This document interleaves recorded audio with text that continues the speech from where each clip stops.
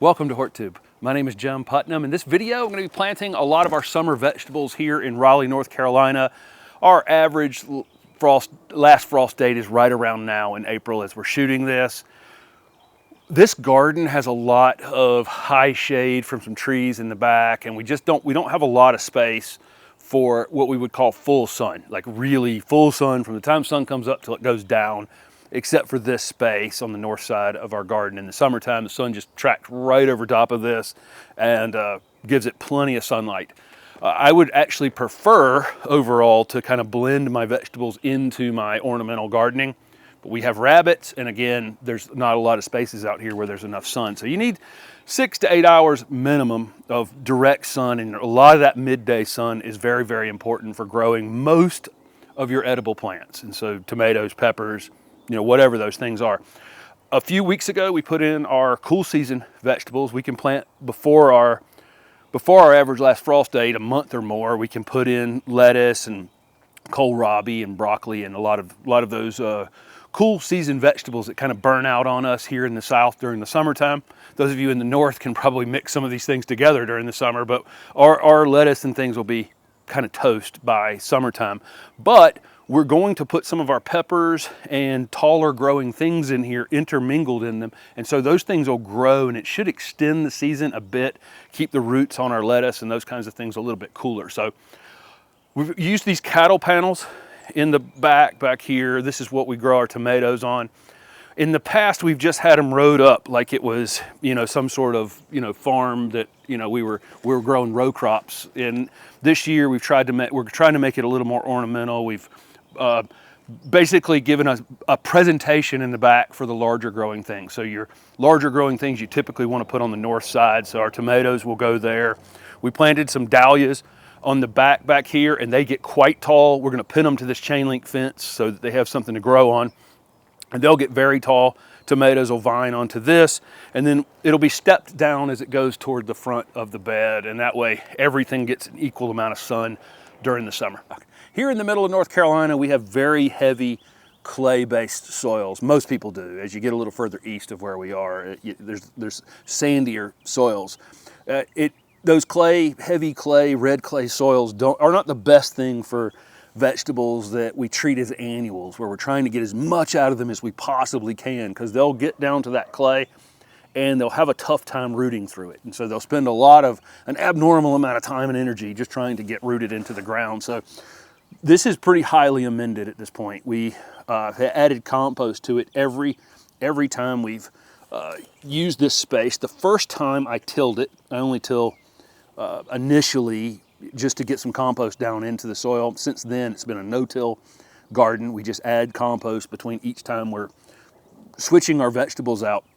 This is a well-drained spot, so that's one thing you want to think about. You don't want to put your vegetables in a space that's going to be flooding all the time. But I will show you, if I get down here, so I've gotten this now where we are about this whole trowel length before I get down here to the clay. And you can see right here, it's got a little bit of staining from that compost, but you can see I can just put this into a ball. We can make all kinds of pottery kind of things out of that soil that's actually down at the bottom of that hole. But we've reached the point where it's about 6 inches deep. And I'll tell you, this has taken 3 years of adding compost, once or twice a year to do this. And so, and that initial tilling that we did, and the composting of the material that's been left in the ground too, the roots and those kinds of things. So have improved this soil. The earthworms have helped us. Everything has come along and helped us get to this point. First year you put in your vegetable garden, you're probably not going to have the best vegetable garden you're ever going to have. We're at the point now where, we can stick something in the ground, and that's what it has, that's what it roots into. And so, it performs really, really well now, but it can take a season or two to get there. For the first 2 seasons of our summer vegetable garden out here, again, it looked very utilitarian. And so, I don't know what made me put it in rows, like I'm a row crop farmer, but we've definitely switched that up some, switched gears on that, and we're trying to create a welcoming space. We've got a rabbit fence around this space right now, and it has to be here as long as this lettuce is in here. By the time the lettuce kind of burns out, the tomatoes and peppers and those things will be tall enough that they shouldn't be messing with them. So we'll take that down at that time. And so we are designing to have a couple of paths in here, easy access. So think about how you're going to access the vegetables later. You're not tripping over stuff, that you'll be able to weed, you'll be able to water, you'll be able to harvest. Think through that. And then instead of putting things in rows, we're putting things more in groupings now, and it just looks more pleasing to the eye, along with being easier to access and being easier to work on. A lot of your vegetables can just be done direct seeding. A lot of the summer vegetables are just really easy from direct seeding. So things like cucumbers, things like squash, basil, if you're growing any basil, really easy to direct seed. Any of your beans, really easy direct seeding. Okra can be direct seeded. A lot of them just come up readily from seed. So you don't necessarily have to start those in the house. You don't really have to buy them as starts either at a garden center or box store or anything. You can just buy the seed. And again, most of those things just readily come up. The main things that we start in the house are tomatoes and peppers. We've also started some eggplant, but that could actually been done direct seeded as well. Tomatoes and peppers require a little bit more time to germinate and to harden off and to really be ready for the garden. And we want a jump start on them. I want them already this tall, like I'm about to put them in the ground right now. I want them this big already before I'm putting them in the ground. So if I started them from seed at the time, after our average last frost date, that would take I would be way behind the 8-ball on growing tomatoes with the season that we have. But again, cucumbers and some of these other things will come up within days and explode pretty quickly. So that's the difference. We have a light rack inside that we start a lot of our annual flowering things, perennial flowering things, tomatoes, peppers, all those things. If you've followed along with the channel, all of this lettuce, kohlrabi, all these things were started from seed in the house. But we do direct seed lots of things as well that are just easy and quick. I'm going to go ahead and put these tomatoes in the ground, and then we'll talk about a few other things.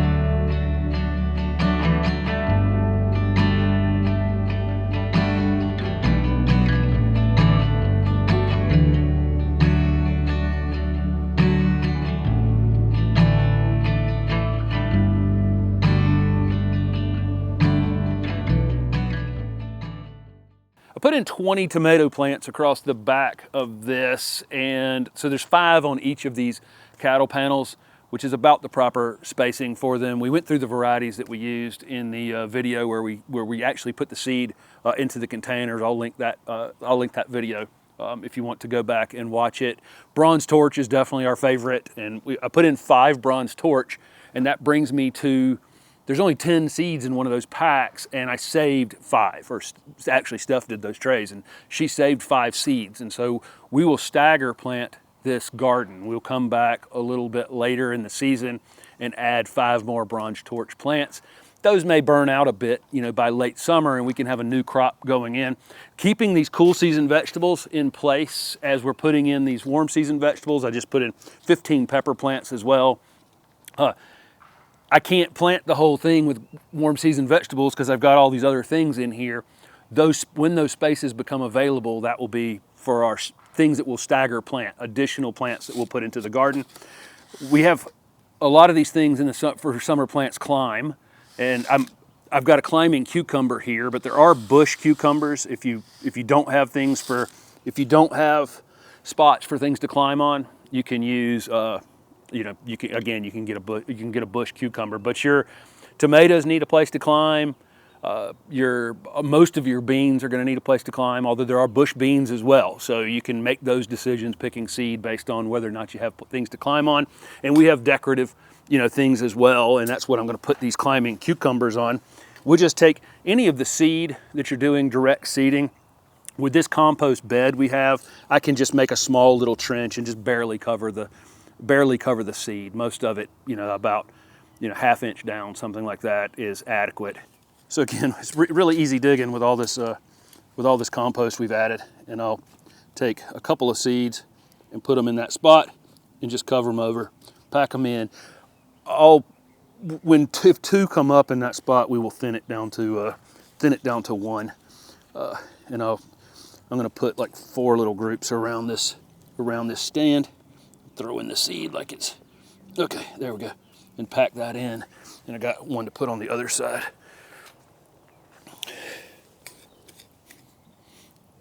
Two seeds, lightly covered, tamped down. Water that in, they'll germinate and grow up. Cover this up pretty quick during the summertime.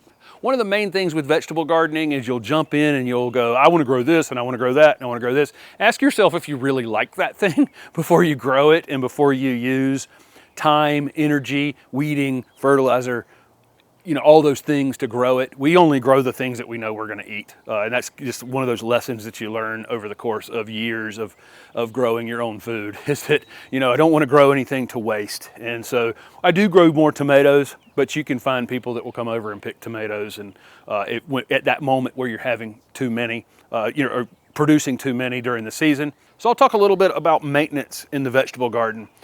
With these climbing plants, you do have to kind of be on top of them, making sure that they're actually climbing through. You know, I'm using this cattle panel. I could put them on the chain link fence. We'll a lot of times put beans and that kind of thing on the chain link fence. We just make sure that they're actually coming up, you know, and growing, you know, up through the fence and not, you know, out this direction or some other direction. So any of the climbers, we're tending to making sure that they're climbing like we want them to be climbing. Got to keep the space weeded. Weeds are going to steal nutrients from the plants, and that's going to give you diminishing returns. It's also hiding places for snails, slugs, pests, all kinds of things that weeds can introduce into the garden space, and they're going to use the water as well. I have already fertilized this space when we put these cool season vegetables in, which it was about, 3 or 4 weeks ago when they went in. They've put on a little bit of size. We'll be able to start picking some lettuce here in the next week or two. I fertilized it at that time with just some plant tone organic fertilizer. I fertilize things based on how they look visually. If these plants with all this compost and this clay base, as much as I would complain about that clay, once they do get down to that level, it's very, very nutrient dense. And so, things tend to perform pretty well in it as long as they don't have to sit completely in it. And so I just visually inspect. So I will put more fertilizer out here, but I'm not putting fertilizer down on some kind of schedule. I'm not reading some fertilizer manufacturer's bag for when to put fertilizer out. Because I have found over the years, and this is true with any part of gardening, doesn't matter whether it's container plants or annuals in the ground or your shrubs, trees, vegetables, it doesn't matter. If you push them hard enough, you will increase insects. The more rapid, tender new growth you have on things, the more likely you are to have sucking insects and just insect problems in general and other problems that crop up from trying to push them too hard. So we're trying to get a lot out of this, but we're not trying to get so much out of it that we're stressing the plants in a way that they send out a signal into the world that's, come eat me, come destroy me because there's something wrong with me. That's what actually happens when you over-fertilize. So we'll water when we need to water. This really, the base that we've built here now does a great job of absorbing rainfall. So when you have a loose, tillage like this, where you can do this kind of thing, when the rain hits this, it's falling down in there pretty easily. So I find that we don't have to water as much as we initially did out here, but we will have to water during the summertime. So, I let things become slightly dry though before I water them, so I'm not pushing them too hard. So there's some of the things we think about when we're vegetable gardening. We're trying to produce a lot of food out here. I'd love to integrate it into the rest of the garden, but we have a couple of issues, sun and rabbits, that prevent that from happening. So we've got it caged off over here for now. Tall things to the north, staggered down to the front, trying to make it as decorative as possible, leaving space to put things in later in the summer, and planting the things that we will definitely eat and not waste and put energy into. So there you go. Thank you guys for following along. If you're following along with the channel, I'll show you some of the maintenance and how the tomatoes get tied up, some of the pruning that we do on the tomatoes, and other things in the garden during this season. Thanks for watching.